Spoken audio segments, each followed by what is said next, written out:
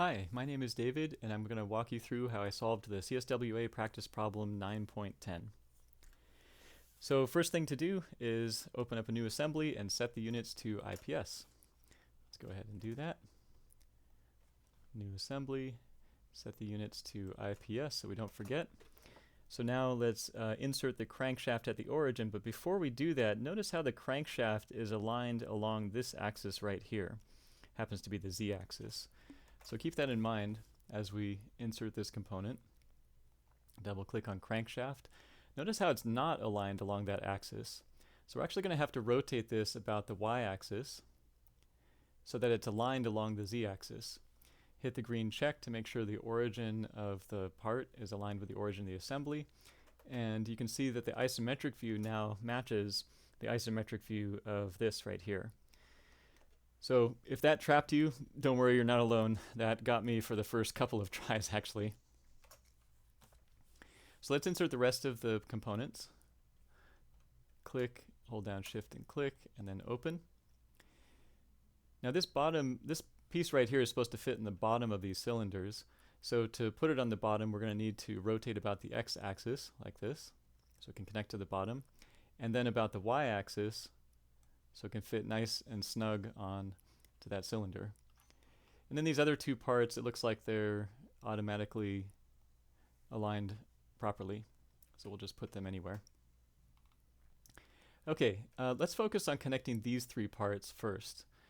And I'm going to be using quick mates, so I'll click on this curved face, hold down Control, click on this curved face, and then a little context bar opens up and I can click on concentric. So that sets up a concentric mate between those curved faces. Then here I want to make these two concentric as well. And then we want to snap these two together, so let's click on this face, hold down Control, click on this face, and make a coincident mate. Okay, so those two pieces are connected. Let's work on connecting the piston head with this part right here.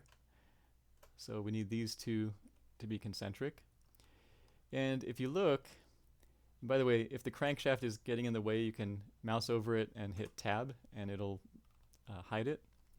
So if you look, if you move this guy into here, if you look carefully, you can see that there's a gap. It doesn't fit perfectly snugly in here.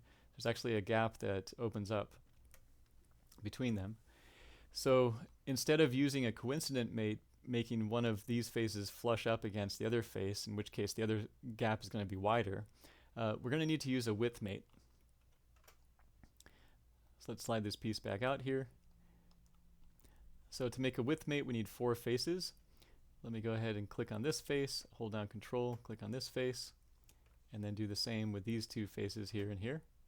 And see the width mate will appear, so I can click on that, right click to approve it, and now you can see that the piece has been perfectly centered with equal widths on each side. So the distance between these two faces and the distance between these two faces are going to be equal. Okay, so looking pretty good. We've got these 3 parts connected. So to make another copy of these, we can select all of them, hold down Control, click, left click and drag, and then release, and we'll get a copy of all of them. It looked like we were only going to get the piston head there for a moment, but it actually copies everything. Okay, now we need the crankshaft to connect these two. So we'll left click on crankshaft, hit the eyeball to make it visible again, and we need this part right here, this curved part, to be concentric to this curved part. And we'll do the same for this other guy as well. Okay, and then if we look at this view here, we can see that this can be slid back and forth. Now from the diagram, it looks like it's centered. So we're going to have to use another width mate. Let's go ahead and rotate here. Click on this face, hold down Control, click on this face, and do the same for these two. And we'll do a width mate. Right click to approve. And do the same for this guy. Open up a little gap there. So this one, and this one. And then hold down this one, hold down Control, and width mate there. Okay, got to right click to approve it. Okay, so far it's looking pretty good. Let's see what else we have to do. So we have to make this angle mate of 160 degrees. I'm going to hold off on that for just a second. First I'm going to focus on this part, which is a little bit confusing at first, but basically it's saying that this plane right here is parallel to this face right here. But the thing is, this plane is one of the planes of the assembly, and so we can just use that as the vertical plane that we're seeing in this picture. And the thing that we want off of this picture is that this corner right here, which is a point that's on the edge, the circular edge on the bottom of this back piston head, that little point needs to be tangent to this plane right here. Or in other words, the circular edge on the bottom of that piston needs to be tangent to this plane. So let's go ahead and set that up first. Get in the front view. And I'm going to rotate these a little bit. Okay. So we want this circle right here. Let me just grab this circle. We want that circle, that little edge of that circle, this part of that circle right there, to be tangent to this vertical face, this right plane right here. So I'm going to hold down Control. I hit Q, by the way, to activate the planes. Hold down Control and then click on this right plane and make those tangent. Okay. Yeah, mousing over an empty spot and hitting Q activates the front planes, or activates the planes for the assembly. Okay, so that's exactly what we want. We wanted that front plane, which is the vertical line right here. So if I hit Q, you can see it. There's the vertical line. I'm sorry, that's not the front plane, that's the right plane. So we wanted the right plane to just be touching that little corner right there. All right, perfect. Now another thing is that these two piston heads need to be lined up. You can see that they're lined up perfectly. So we want the planes of those pistons lined up. Let's go ahead and make the planes of those pistons coincident. We'll mouse over one of the piston heads. I just said pistons, but I meant piston heads. And you can see that if we can match up the right plane of one to the right plane of the other, if we can make those coincident, then we'll be good to go. So let's select the right plane here, hold down Control, select the right plane from the other one, click coincident, and now they're going to be lined up. Let's go back to the front view.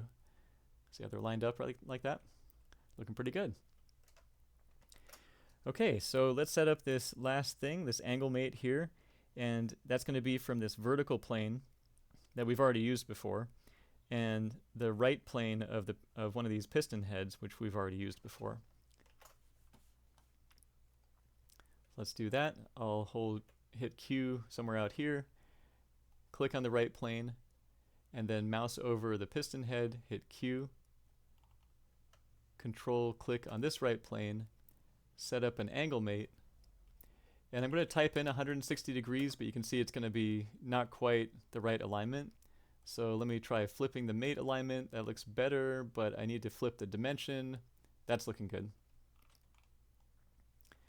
Okay, let's double check. Yeah, definitely looking good. All right, and let's see here. So if we Control Q, rebuild, we can see that we are definitely fully defined, which is always nice to have. So let's go ahead and check our center of mass.